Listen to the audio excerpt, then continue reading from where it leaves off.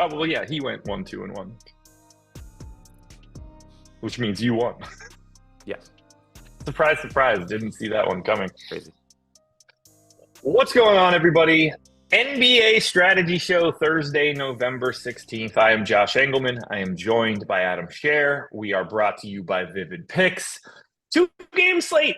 NBA should just cancel 2-game slates. But we're here, and we do have an interesting one. Brooklyn, Miami just becomes more interesting by default on a 2-gamer. And then you get Oklahoma City rolling into Golden State. No Steph Curry, and obviously no Draymond Green for the next couple games. So, very different experience from the Warriors. If you're here, hit the like button, subscribe to the channel, notification bell, all that good stuff. Adam, how'd it go for you last night? Not well. Just had too much Josh Green. Had a lot of Julius Randle, which was good, but too much Josh Green, just too much Luka. Didn't work out.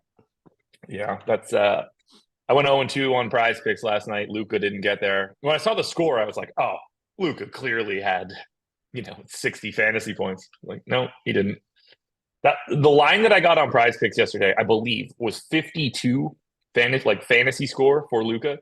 The next message I saw from someone on Twitter was like, what do you think about Luka at 55? I was like, well, I guess I got the right number. Still lost. Didn't matter. Got it 3 points to the good in the morning. Totally useless. Oh, man. I thought about playing last night. I'm so glad that I didn't. Yeah. I probably would have got wrecked. I wish I hadn't. Lost at that, lost at NHL. Wasn't a great night.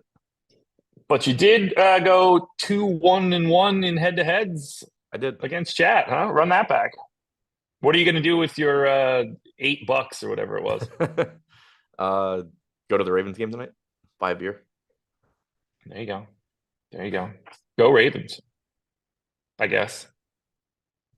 You want to break this one down? Get out of here as fast as we can? Yeah, that sounds perfect. There we go. We're going to start it off with the Nets. They are 4-point dogs in Miami. We got a 217 total in this one. This is obviously the slower game between this one and OKC and the Warriors. For Brooklyn, no Cam Thomas, no Ben Simmons. Otherwise, they've got like a pretty firm rotation now. We saw increased minutes for Day'Ron Sharpe. There was quite a bit of foul trouble for Nick Claxton, but at the same time, I think like Day'Ron Sharpe is just playing a little bit, and we're going to have to talk about that. Here's the ownership. Oh, God, this stupid Brooklyn team. I really don't like Brooklyn in any way, but we got to talk about them now. Dog's back after a nice little doggo walk, looking tired. Hi, puppy. 33% ownership coming into Cam Johnson, and then 20-25 to Bridges, Claxton, O'Neal, and Dinwiddie. I think those 5 guys should all be getting a giant chunk of ownership. I'm a little surprised to not be seeing as much coming to Day'Ron Sharpe. Who do you see as the best option today from Brooklyn? So I just had an issue copying and pasting stuff, so I was distracted. But Cam Johnson at 5,900 still looks. What'd you say? Not your first time having an issue copying and pasting. No. Still looks good at 5,900. Like that price tag's slowly coming up, but playing time's there. Played 29 minutes last game without even stepping on the floor in the second quarter. That's obviously not a normal rotation for him. So really like the playing time there. There's plenty of opportunities for him on this team offensively. Mikal Bridges projected to go a bit under-owned. 32% chance of being optimal right now. 21% projected ownership. So I think he looks good as if you want to call him a contrarian play, he's 20%, but it's a 2-game slate. Yeah. So there's only so much you can do. So he looks pretty good. Sharpe's price tag is up to 4,400. He played real minutes last game, like you said, played 24. Claxton was in foul trouble, picked up 2 fouls in his first 3 minutes and 25 seconds, came back in for a minute 49, picked up another one. So you got a ton of first half run from Day'Ron Sharpe. In the second half, you got a more normal rotation, I think, where 3 minutes for Sharpe in the third quarter, 3 minutes for Sharpe in the fourth quarter. Like, I think you should still be projecting, 14-ish minutes. Okay. I went 18. I still only got to 6%. I went 28 to Claxton. The previous game, and if you want to read into the rotations for that one too, 28 minutes for Claxton in his first game back, 19 for Sharpe in that one. And we did see Watford in that game. I think those minutes are there for Sharpe to be playing. I don't know. Maybe we split the difference and call it 16. Yeah, so I think 16's fine. Like, I don't think you get 48 minutes from Claxton and Sharpe. No, and I didn't. I went 46 technically for what I Yeah. have right now, but that 44 to 46, something in that range, because they're less live to go smaller without Ben Simmons than they normally would have been, but they still do that kind of stuff with Finney Smith as the 5 or whoever we want to call it. They did it very briefly at the end of the first quarter last game, but then they also closed with Bridges, Johnson, Dinwiddie, O'Neal, and Dennis Smith Jr. So Cam Johnson at the 5, I guess. Yeah. All told, if it's 21% ownership to Claxton and 6 to Sharp, I think somebody's underrepresented there. Yeah, and at 6%, I think Sharp's a perfectly fine play. Like we're talking about the rotation in a everything goes according to plan for Brooklyn way. You have to look back literally one game to see what it looks like when it doesn't go according to plan, and that is there on Sharp playing 24 minutes. Like that is obviously on the table if Claxton gets in foul trouble. So at 6%, it's not very hard for him to just look like a good contrarian play. Similarly with Claxton, though, 6,100, 21% owned. If you get the 28 minutes that makes Day'Ron Sharp only play like 16, then Claxton's very likely to look good. Yeah. Yeah. If you get 28 minutes out of Claxton at 6,100 today on his 2-gamer, where you have a $9,200 BAM on the other side, Chet is now center only on the OKC side. Golden State's a little bit different now with no Draymond. Like I think Claxton starts to really look a lot better. Here's my question for you. How do we project Spencer Dinwiddie's minutes right now? Because with no Cam Thomas and no Ben Simmons, I think those low minute numbers that he had previously are going to look a little bit more like what he did in this most recent game where he plays like the final 16 minutes or whatever it was, got to 37 and a half. I kind of think he just has to be out there, or we're going to find out that's not the case and they're just going to put Dennis Smith Jr. and Lonnie Walker out there and I'm not going to understand what they're doing. I mean, he played 31 minutes against Washington, though, is the thing. Right. I don't know what they're doing. But at the same time, we got to figure out where those 9.5 minutes of Trendon Watford go from that Washington game. Like that's where this is a really flexible team right now, in that I don't know what to do with everybody that isn't the 20% owned guys. Right. And it's, they have so many wings that can just play any position that it's tough to be really confident in your minutes projections. I think expecting, I don't know, probably like 34 minutes from Dinwiddie is very, very reasonable.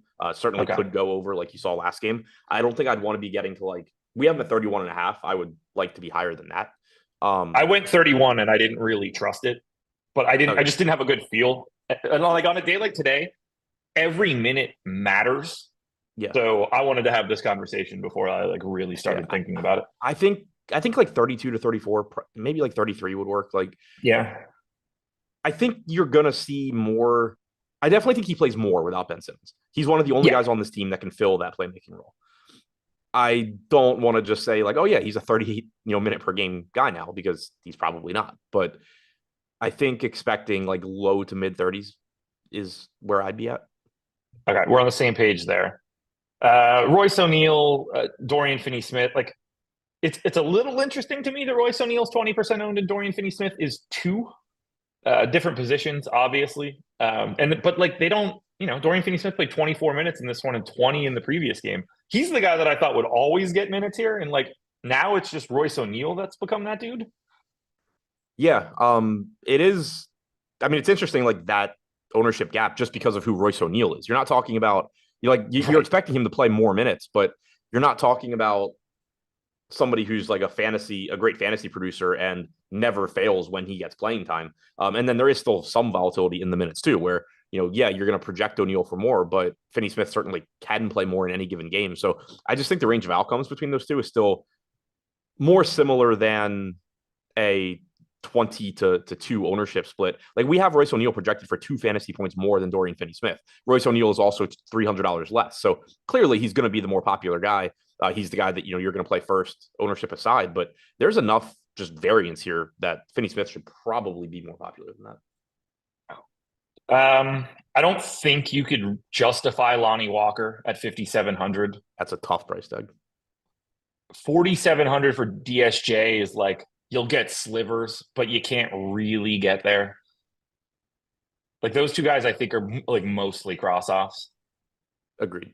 And I'm finishing up running my stuff now, but it's a 2-game slate. So it's going to be easier to do stuff like Dennis Smith Jr. or Lonnie Walker than it would be on a normal slate, but it's still just really tough at those price tags where we're just seeing DraftKings again. You have one game where you play a ton of minutes and you are now always playing that many minutes according to their pricing. Yeah. Yeah, they're crazy. which like, again, I don't have an issue with it. I enjoy it. No, there's nothing else that we can do here for Brooklyn, right? Like we're not like there's no path for Watford that you can really consider. I don't think so. Did you run a sim? It's working right now. It's almost Okay. done. Okay. I was going to try to drag my heels a little bit before we jumped on over to the Miami side. Here's what we'll do. We'll talk Millie promo, figure out what you had for Brooklyn, and then we can get into Miami. So we picked up a Millie winner this past Sunday. Short Gamer TV picked up the dub and got the 7-figure payout on DraftKings on the NFL side. If you guys want to try out the NFL Sims tool or the NBA Sims tool, because of that win, we're offering 20% off to anybody that hasn't tried it out yet. Promo code's Millie. You see it on the screen right now. First time purchase. 20% off the NBA side or the NFL side, whichever one you're looking for. Come in, get our Sims package. Generate 5,000 lineups up to 10,000 lineups and simulate those lineups against each other. Get ROI data for the lineups, the players themselves. You're going to put together a much better package of lineups. If you're max entering contests, or even if you just want to play one lineup in a smaller contest, having all of the sims and having the ROI data is going to give you your best opportunity for victory. This is the opportunity that you need to check it out. Again, promo code Millie, link in the description for 20% off. Do you got Brooklyn? Yeah. So Cam Johnson, Mikal Bridges, my top two guys, like I expected. 36% Johnson, so pretty much in line with the field. 36% Bridges, so over the field, pretty close to our 31.5% optimal percentage. Again, I expected those to be my two highest owned guys. I have 26% Claxton, so slightly over the field. O'Neal at 12%, Dinwiddie at 10, Dennis Smith Jr. at 2. Don't have any Daron Sharp right now. Don't love that. I'm actually double checking to make sure that there's not a naming problem with him. And there is. No, wait. No, there's not. I got 6% of Sharp when I ran at 42 of Claxton, and I was way under on Dinwiddie at 5%. But now that I gave him those extra 2 minutes and took him up to 33, that'll probably just neutralize Dinwiddie to 25% ownership. Right, yeah. The fact that I got to 10% Dinwiddie isn't really surprising. Like I said, like I'm using our stuff and we have him at 31.5 minutes, which I think is reasonable, but it's a little lower than like I think I would probably go. So if you did give him an extra minute or two, then he's going to show up at least a little bit more. Maybe not that 25% mark, but probably closer to like the 15 to 20% range for me. All right, let's go over to the Miami side. Miami actually has some interesting stuff to talk about here. We got Caleb Martin back. He is available for today, as is Josh Richardson, Drew Smith, and Kevin Love. The only person that's out that matters is Tyler Hero, and we know that. 50% ownership coming into Bam at 9,200, 30% coming into Butler, 28 to Kyle Lowry. I've got a much bigger chunk of this 6% owned Duncan Robinson right now. I don't know how much I love everybody else on this team. We got to start with Bam. Should Bam be in 50% of lineups today? He's in 46% of mine. Interesting.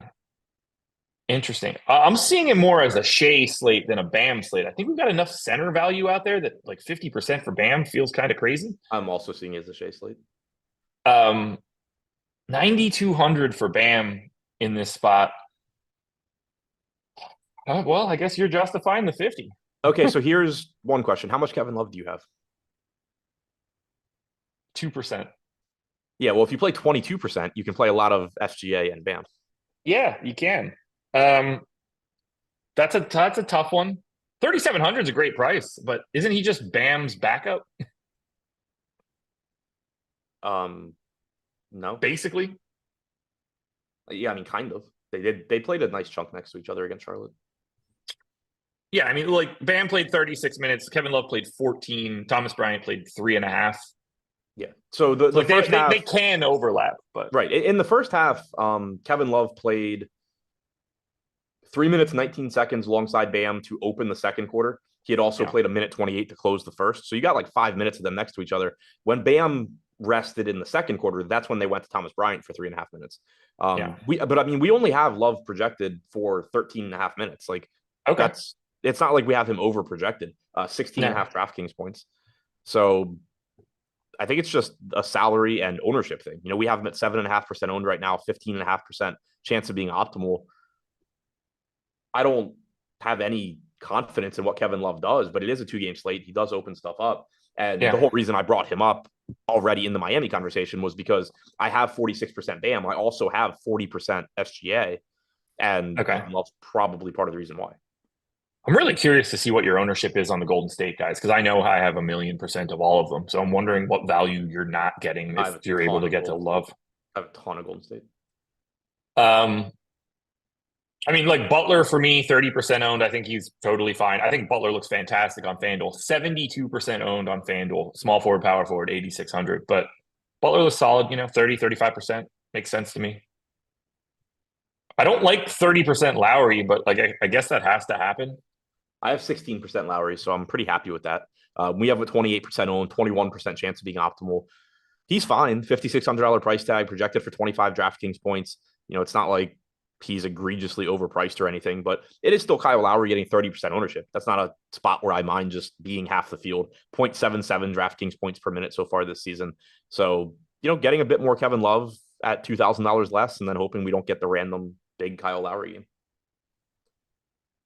What's your expectation for this relationship between Caleb Martin, Haywood Highsmith, and Jaime Jaquez? I have to assume that all three of these guys are just getting like neutered for today. I would think. I'm not getting to them. I have 8% Caleb Martin right now. I have 13. 41. What'd you say? I have 13. Okay. Yeah, I mean, right now, the way we have them projected, we have 9% ownership, 16% chance of being optimal. So with that information, like that's somebody I would like to be getting, at least around the field on. And like I said, I have 8%, so I'm right there. I'm actually getting over on Duncan Robinson, which I absolutely hate at 5,800, but I have a ton. It's a 2-game slate. Like the minutes have been there. You have, I'm you have 4x. Yeah. All right. Well, 14 doesn't feel as bad. No. But it's another one where it's a really ugly play, but it's a 2-game slate. He's getting 6% ownership. We have him 10.5% to be optimal. It's not the kind of play that I want 80% of. No. But, he's right around 11% to be optimal. I have 14%. He's 6% owned. Cool. Seems perfect to me. I got 13 of Jay Rich. I got a couple shares of Jaquez, a couple shares of Haywood Highsmith. Like those guys are just. I'm figuring Caleb Martin gets around 20 minutes. He had a lower body injury. He's been out for basically the entire season. He only played in the opener, so he's not coming. I can't imagine he's stepping into anything much bigger than that. So it kind of limits all three of those guys. Probably ends up being one, a Jaime Jaquez day. But yeah, Jay Rich, shooting guard, small forward, 4,800, playing who knows how many minutes, which is the real interesting piece here. Kyle Lowry's foul trouble probably increased that a bit this last game out. Lowry, I believe, didn't play the second quarter at all. But 13% of Richardson. I have shares of everybody from Miami other than Thomas Bryant. I'm not quite as spread out on I have 6 guys. I have Bam, Love, Butler, Lowry, Robinson, Martin. Again, I think it's just I don't mind the idea of just it's a 2-game slate mixing in some Jay Rich or some Highsmith, but I think I'm just kind of turning all of that into Kevin Love because he's cheaper. There you go. And projects anything else you want to touch on for Miami? No. For anybody watching, normally I would say it probably means there's a Kevin Love DNP coming, but I'm going to the Ravens game tonight, so not playing, so you are safe to play Kevin Love. There we go. You guys should be safe to sign up at Vivid Picks so that you can get up to $300 on your first deposit. They are going to match your deposit up to $300. So if you put in $100, they'll give you $100. You put in $200, they'll give you $200. But if you put in $300, you're getting all of it. Now, if you're into the pick'em sites at Prize Picks, or if you're into Underdog or any of the other pick'em sites, what I think you guys should be doing is acquiring as much money as possible to start and then figure it out from there. And that's what this deal is doing for you. You have the opportunity to massively increase a starting bankroll. You also get a $25 secure play when you sign up using the link in the description. If your first play on Vivid Picks doesn't win, you get that up to $25 back in site credit. So you're covered in that way, and you're doubling your starting amount of money. If you find out that you hate it, then bounce. I think you're going to love it because they're handing out some pretty decent deals right now. So click the link in the description, sign up for Vivid Picks, get yourself up to $300 on that first deposit. Now we get into the main event. Oklahoma City Thunder, 3-point favorites in Golden State, 227 total. For OKC, everybody that you could want to be available is available for this team. 36% ownership coming into a $10,600 Shai Gilgeous-Alexander. 35% to Josh Giddey. 22 to my Jalen Williams. 14 to Chet Holmgren. And 14 to the guy that I have 30% of. I'm curious if you have him. This is my Kevin Love. I've got Isaiah Joe, big league. I have 6%. I have 30. Yeah. Dude, I had shooting him, guard, small forward, 3,500. So I had him. I randomly had him. He was like 0.9% owned last game, and just I had a lineup that like actually looked good. Had PMR. I open it, and it has Isaiah Joe 0.9% owned with 0 at halftime, and I'm like, oh, great. And then I look later, like I realized the game blew out. I look later, and he's up to like 17. And my first thought was just like, I hope he plays the whole fourth quarter. Obviously, so like, my first thought was like, oh, what if I win? But it was like, I would love to win with a guy that like just. I thought he DNP'd the first half. He actually didn't, Sure. but like he was just like DNP'd the first half and then like smashed in garbage time. Amazing. I mean, that's like Isaiah Joe. He gets a little hot, and all of a sudden he's just made 4 threes, and everything has changed. Yeah. But no, I mean, as far as the play, I think it's fine for a 2-game slate. He's 3,500 shooting guard, small forward. To me, the biggest reason to prefer Kevin Love is simply that Isaiah Joe is twice as popular, and they are the same play essentially. Yeah. Anything you want to add on Shai? Like pretty clearly the highest projected dude for today. Yeah, no, Shai's really, really, really, really, really good at basketball. I haven't gotten to him a lot this year because he's been expensive, and we've had so many slates where you have Jokic, Embiid that are just on a different level than everybody. But that's not the case today. I said it before. I'm getting the 48% SGA, right around the field, a little bit higher. Obviously, very, very happy with that. How you feeling about Chet? I feel like you can't be getting him if you have Bam and then Golden State dudes. I have 20% Chet. Damn. Okay, I got 23 here too, so I'm happy to be over on Chet. If I'm gonna be under a bit on Bam, like I'm probably just going to be over on every other center by a little bit. So That's what's happening right now. Yeah, I'm actually. I kind of right now. I wish I was playing tonight, just because like we haven't hit a part of the show where I'm like, oh, this is really screwed up, and like so far it's just like, oh, I love everything that I have. It makes perfect sense to me. Like I haven't figured out who I'm not getting to. Yeah, that I want to be getting to, other than like there's not. Like I'm getting to Jalen Williams more than most people, like I normally do, but he's also 22% owned. I think he's a really good play. Giddey's getting a lot of owners. How much are you getting there? 4. Okay. I have 30. But we have him projected for 26.5 DraftKings points. That feels like in how many minutes? 33.5.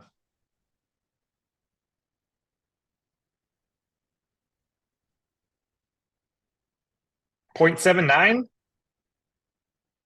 Yep. All right. So that's why I'm not getting him right now. Yeah. You should. I got 39%. 0.88 fantasy points per minute on the season. 0.9 as a baseline rate for me. Pace up spot here against Golden State. Maybe you want to call it neutral now that it's going to be more Chris Paul. That seems low. So play Jalen Williams. I don't want the 30% I have of Giddey. They don't seem to like him as much as I thought. Like, I'm happy because I don't think he is a great fit for this team, but he is being like minorly marginalized from time to time. And I don't mind, but point guard, shooting guard, 7K. I mean, like, he's a fantasy point per minute, dude. You can't just ignore it. 1.04 DraftKings points per minute. 35% ownership coming into him. I have him 28% of the time. We actually have him going a little bit under owned. 37.5% chance of being optimal. I didn't quite get there. I have a very small amount of Dort. I didn't really get to Kenrich Williams. I didn't really get to other Jalen Williams or Cason Wallace or Wiggins or Misic. Or I think it's really just those 4 guys plus Joe. Like Dort's fine, but I don't think that we're gonna have like a lot to say about him. I have 10% Lou Dort. Yeah. You have 8. I have a random Kenrich Williams lineup at 3,900, but not expecting much out of that. No, I got 2 Cason Wallace lineups. Like, sure. He's been not great. 0.71 DraftKings points per minute so far this season. I like paying up for Shea, and it seems like we're not going to have any trouble finding that salary. No, and you can even do it with Bam. I wonder how many of my Okay. lineups have Bam and Shea. 25%. Okay. Okay. But you have that filtered down right now? Who's the like most Wait, popular by value Shea? play when you have Hang on. who's the most popular value play you have when you have those two guys? When I have both Bam and Shea? Yeah. That love and then I like mean, it's a only stack of warriors. it's like I'm We're confused. about to find out what's going on. It's only 5 lineups, so it's 10% of my lineups have both. Okay. All right. Let me guess. You have 35% Jared Vanderbilt. Oh wait, no, I think I said it wrong. So 25% of my Shea lineups have Bam. 10% Okay. of my total lineups have both. Okay. And as far as the 60%, so 3 of the 5 have Gary Payton. 3 of them have Caleb Martin. 3 of them have Kevin Love. 1 has Brandon Podzemski. 3 have That's not Kaminga. it. Do you want to try saying that one correctly? I have no idea how to say it. If it helps, I didn't know it before I started today. I didn't know he Podziemski. existed before last slate ended. The middle of the name is Gem. Podziemski. That's what I said. Yes. I mean, to be fair, I immediately, when I started looking at it this morning, I was just like, okay, I don't know how to say this shit. I got to look this up before I go any further. Yeah. Podziemski. Who we're going to talk about, who is, well, I don't know what our stuff's going to say, but should be useless today now that Clay is playing. Anything else you want to touch on for Oklahoma City? No, I think it's like you had said, pretty much just those main pieces. We have hit the like button for the 320 people that are here. We have a massive day ahead of us. NFL strategy show coming up at 11 a.m. DK Rainmaker show at 1:30. NHL strategy show at 2. Owners box show at 4:30. I will be back with Spags at 5:30. Unfortunately, you won't be there. NBA live before lock from 6:30 to 7:30. And then NFL live before lock from 7:30 up until 8:15. Adam, you should just do the NFL live before lock show from the game, on-site reporting. I'll probably be on the field at that time too, so it'll be perfect. There you go. There you go. Are they suiting you up? Yeah, they're actually giving you get like a custom jersey and then you can go on the field. This is like a Make-A-Wish thing? Yeah, I think so.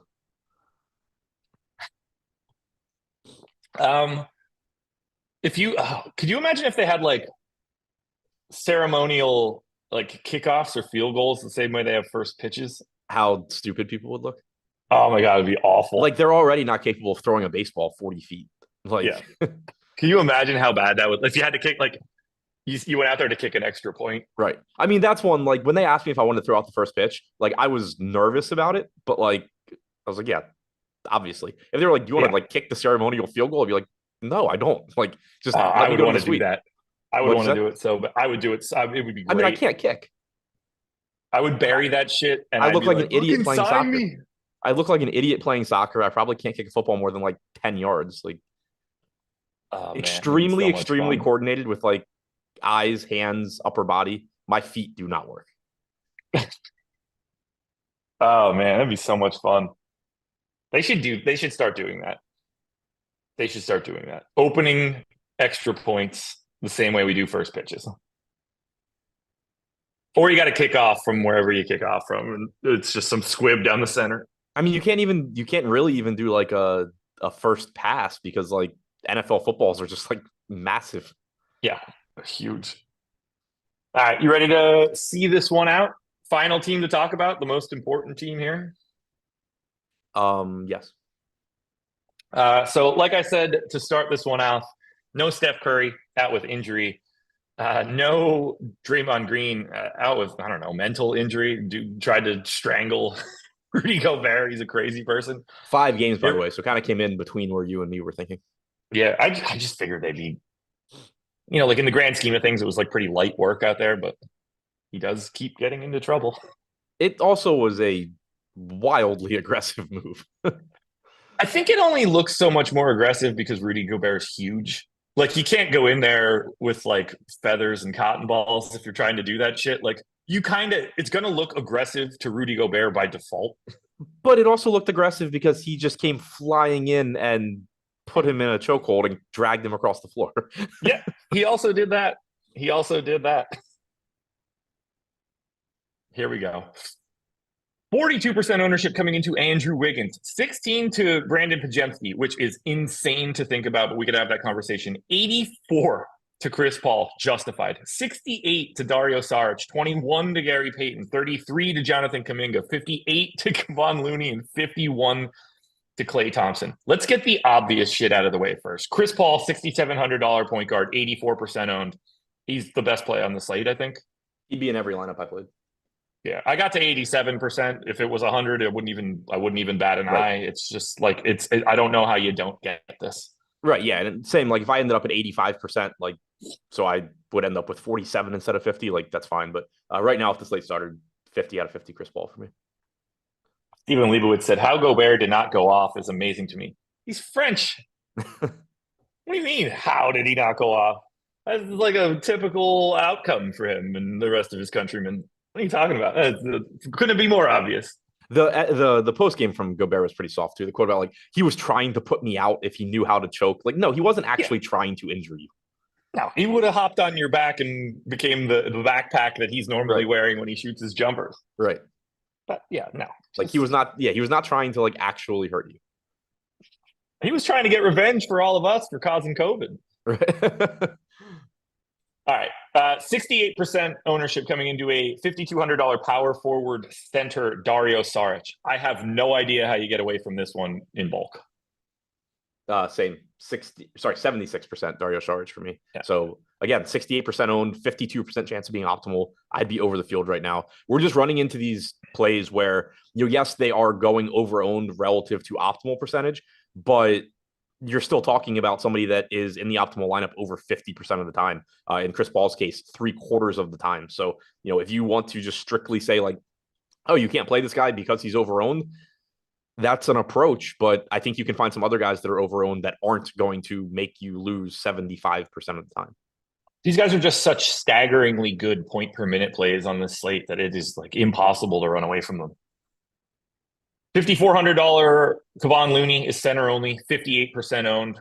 You got to figure 28, 30 minutes for him, at which point you're getting a fantasy point per minute center at 5,400. It looks fantastic to me. I'm a little under the 58 mark, but like I still have a lot. I have 90. Oh, well, there you go. You have 90 and you have a ton of BAM. That's wild. And I'm there on chat. Yeah. And I'm not far off on Claxton. Are you allowed to roster extra centers? Are you playing on whatever the hell that site was? It was part of the perks of the Ravens game tonight was I also get unlimited center positions. Oh, nice. King's never going to beat you in head-to-head now. 51% ownership coming into a $6,600 shooting guard small forward, Klay. I don't know how you avoid this. I have 77%. Like those four dudes that we've just mentioned are exceptional today. Yep, 66% Klay for me. So all four of these wildly popular guys on the Warriors, I would have more than the field on them. All right, first guy that we need to talk about.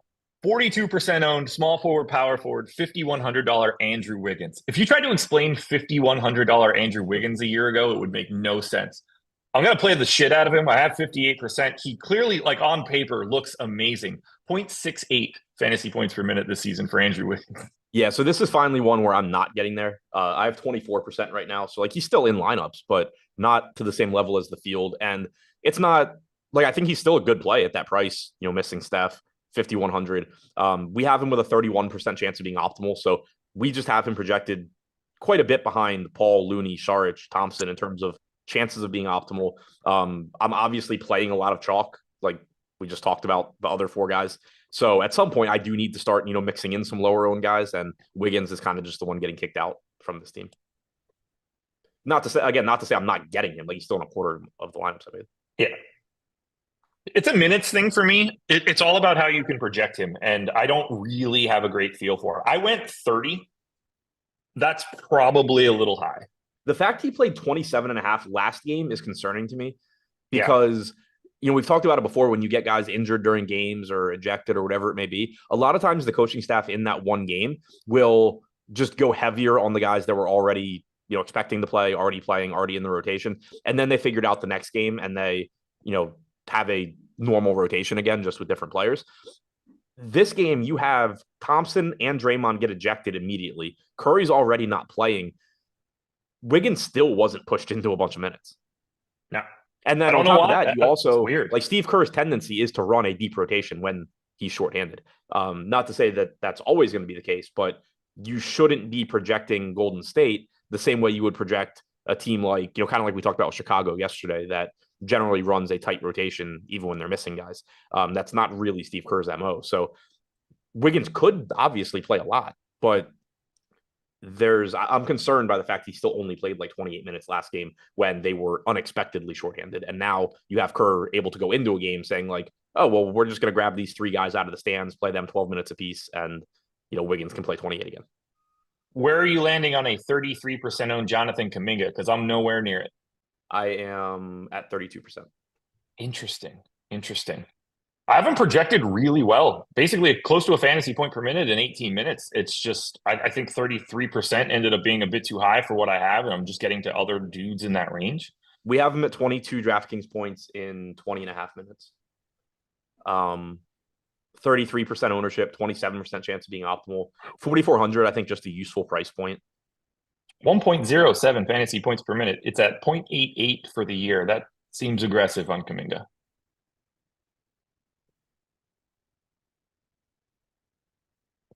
Like I said, I have 7. 21% ownership coming into a point guard small forward $3,700 Gary Payton. I see why he fits, but I'm not getting him. Are you? I have 34%, so I'm like almost 2x the field, 1.5x the field. Point guard small forward 3,700. We only have him projected for like 17 to 18 DraftKings points, so it's not like we have a crazy projection or anything. I think it's just that price tag, the positions. We have him in 18 to 19 minutes, going a little bit under owned. Probably just because of the positions. So, he's another one. It's letting me get SGA. It's letting me get Bam. It's letting me get all of these guys that we've talked about that I would certainly want to be getting to. I think part of the reason that I am getting Peyton in that price range, getting Kevin Love in that price range, even though these guys aren't very good, goes back to how tight DraftKings pricing has been too. Like there's, like Dennis Smith Jr. is a $4,700 guy. Like those are the guys that exist in that mid 4K range. So it's kind of like in a lot of cases, you just pay down for the guy that you don't want, but projects pretty similarly to these $4,500 guys, because it's like that price range is kind of dead. Like you have Kuminga in there at 4,400, who's fine, but there's not a lot of like good mid 4K plays. So it's kind of like you either have to go balanced and be playing, 5K guys as like your cheapest, or just hope that Gary Payton does something. Should Gary Payton be 21% if Moses Moody's 7? Feel free to add Kuminga to this list at 33, I guess. I don't have a huge problem with it. We have Moody 10% to be optimal. We have Kuminga 27%. So like we have Kuminga going slightly overowned. We have Payton slightly underowned. We have Moody slightly underowned. But there's nothing that stands out as glaring to me. I got to 12% Moody and 34% Payton. So right now I'd be over the field on both. My problem for the extremes of some of these ownership numbers is that I just don't think that we can be confident. This is like a Robert Covington thing. I don't think that we can be confident enough with the minutes for all of these guys to have such extreme gaps here. Like, I just think that they should be flatter across the board inside of Golden State. It's the Patrick Williams, Torrey Craig thing from yesterday. Yeah, sure. That's perfect. Trace Jackson Davis, unowned $3,500 power forward center, like probably the immediate center backup, probably not playing a lot, could play more because they're just low on size, unowned. I don't think like that's the craziest thing to have a flyer on for today, because he should be playing, but who the hell knows? I mean, power forward's nice. Yeah. That's if it were just center, we would not have that conversation. Final guy to talk about is our boy Pajemski. Right. I don't have any of him, but that's certainly if that's in the winning lineup, you don't look at it like if you win a tournament tonight with Trace Jackson, Trace Jackson Davis, people are going to be like, oh, wow, like that, like you're lucky that worked out. But it's not going to be like, how the hell did you possibly have him, like it was when the person with Pajemski last slate on the main slate. It's not, nobody's going to look at you and be like, all right, this person should never play DFS again.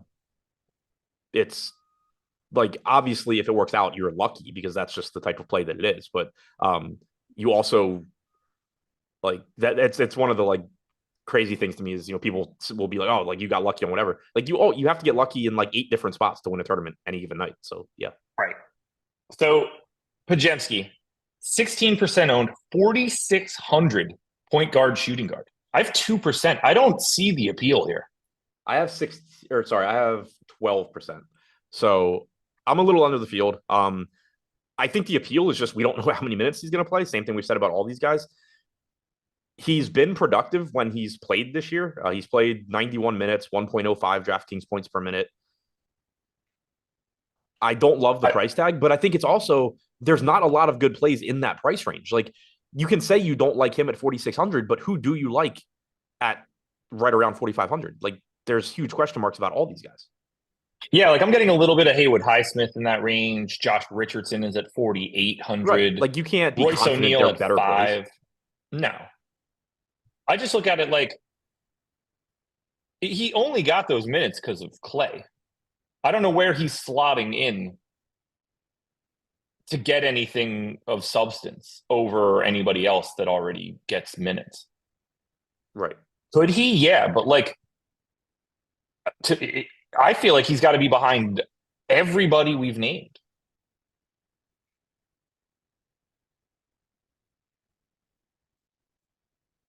Yeah. The thing, like, he's a good point per minute guy is the thing, though. He's been a good he point per has minute guy, been a at good least.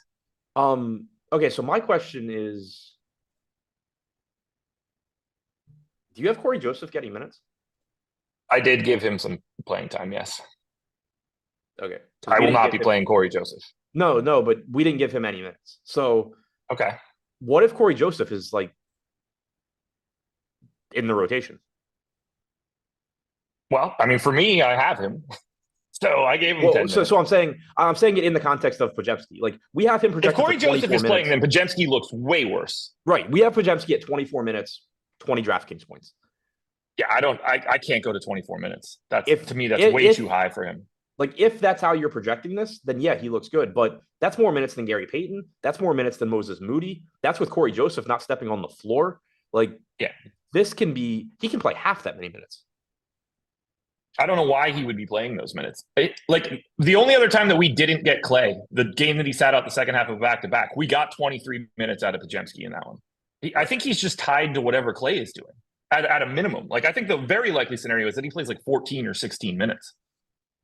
And to me, it's that, and it's the fact that Steve Kerr generally runs a deep rotation. Like, yeah, it's hard, especially at 24 minutes. Like the way I think about that when there is this much uncertainty is that he's just as likely to play 20 as he is to play 28, which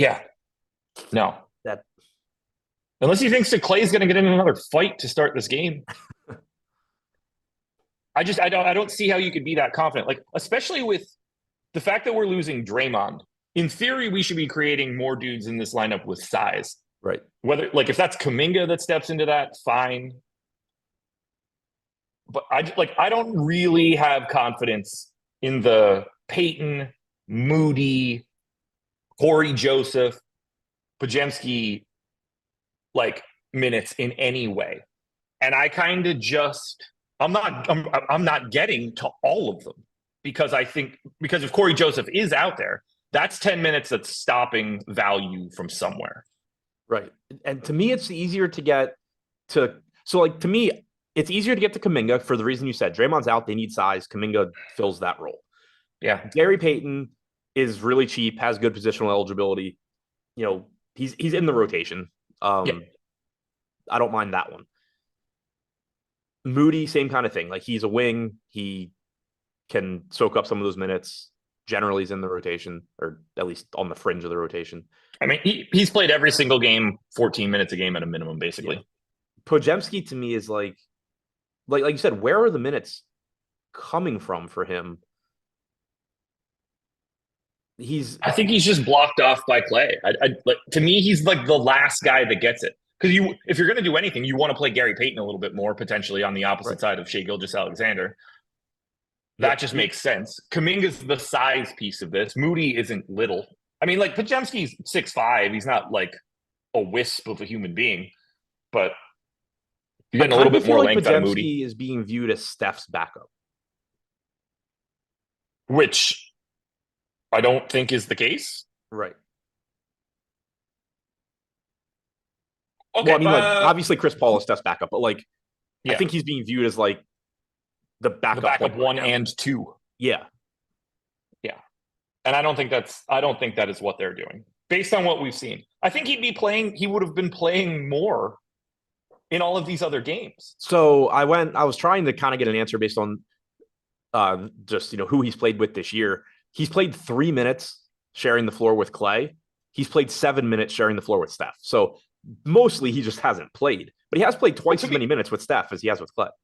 Well, to be fair, he doesn't play ever. Right, that's what I'm saying. So like 23 minutes of his career was a game that Clay sat.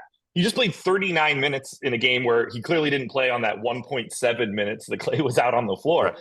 The only playing time he has after that is 29 and a half minutes across 5 games. 2 of those were just straight up like basically non-appearances. Right, that's what I'm saying. So like we can't, in a lot of cases, you can just very easily go back and be like, look, he doesn't really share the floor with this guy. Here it's probably meaningless. It is mildly interesting to me that he did, in the very limited time, play twice as many minutes with Steph as he did with Clay. When you're trying to figure out exactly who he's replacing, but you can't read too much into that. But yeah, I mean, the more we talk through it, like the idea of him being in some lineups on a 2-game slate, I didn't mind that I have 12% just on the sense that like I don't know what Golden State's rotation is going to look like. Fine, I'll play some of this guy, but I don't like a 24. I don't like 24 minutes to him. He's leapfrogging so many guys in the rotation to get that. Yeah. Now, like all of this is moot if we rerun ownership at 5:00 later tonight and he's 8%, and it's just like, okay, well, like of course, he's gonna be a part of it. Right. Yeah, if he's 5, 6, 7, 8%, like cool, give me 12%. Like whatever. Yeah. It's the 12% mark is not what I mind. It's a 2-game slate. I don't know how this is going to look. There's a million ways that you can be wrong and it still work out. Like he plays garbage time. He scores 2 fantasy points a minute somehow. Like you can be wrong about the rotation and still get there. I don't mind having a little bit of him. It's just I don't know how he plays more minutes. Like he's projected to play more minutes than Kuminga, Payton, and Moody, and I don't like he's behind all these guys in the rotation.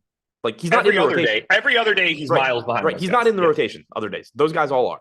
Like they all also fit what they're actually missing here. Chris Paul is stepping into the Steph Curry spot. Klay Thompson is stepping back into the Klay Thompson spot. Draymond is missing, and Podziemski has nothing to do with him. No, not at all. If they don't get thrown out in this last game, Podziemski might not see the floor. Sure. Like I think it's just this, like, oh, you played 39 minutes and played well. And like that could be the reason. Steve Kerr could just simply reward him for playing well in 39 minutes. Right. Yeah, this all goes back to like, and again, why I said like the end result for me, the 12%, I have no issue with because Steve Kerr does weird shit constantly.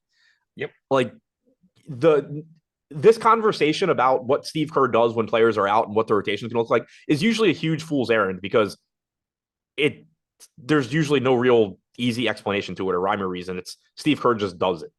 Yep. But you still have to have expectations. And for me, I have a hard time thinking Podziemski plays more than all of those guys. This final question before we get out of here, because we got to dip out and get to the NFL strategy show. Said, what if he starts? I don't know where he would be starting. Yeah, I mean, if he starts, then yeah. Like, but the thing is, if he starts, I play Chris Paul less, I guess, because he's starting in Chris Paul's place, or play Clay less because he's starting in Clay's place. Like, yeah. I mean, or they're going to Wiggins in place of Sarge. Yeah, right. But like, what? I mean, Sarge started the last game. Played like Sarge started. Right. Game. He just straight up started over Kevon Looney last game. Yeah. So if they don't want to start one of Sarge or Looney, maybe. But I don't even like. I still think he'd be like the 4th guy they would choose. I think then they go to Kuminga. They either go to Kuminga or Moody. Yeah, I agree. Because and you mentioned it with Gary Payton potentially getting more minutes for SGA. Kuminga can fill that role. Moody can fill that role. Yep. Like they've used those guys in that role. The dream Kuminga role is that is what he does. So like, it's entirely possible that Kevon Looney just doesn't end up in the starting lineup tonight. They go with Scherer at the 5, Wiggins at the 4, Clay at the like you could say they go Clay at the 3, Podziemski at the 2, Chris Paul at the 1. But if Yeah. they're going with Kevon Looney as the backup behind Saric, it's just so much more likely that they're going Kuminga or Moody instead of Podziemski, or Agreed. Payton instead of Podziemski. Fun things all around. Article and video coming out in a bit. Yep. There it is, everybody. Contenders videos are already out. Check the YouTube channel or the podcast feed for that. NFL strategy show coming up next. Hit that like button on your way out the door. Good luck, everybody. We'll talk to you later.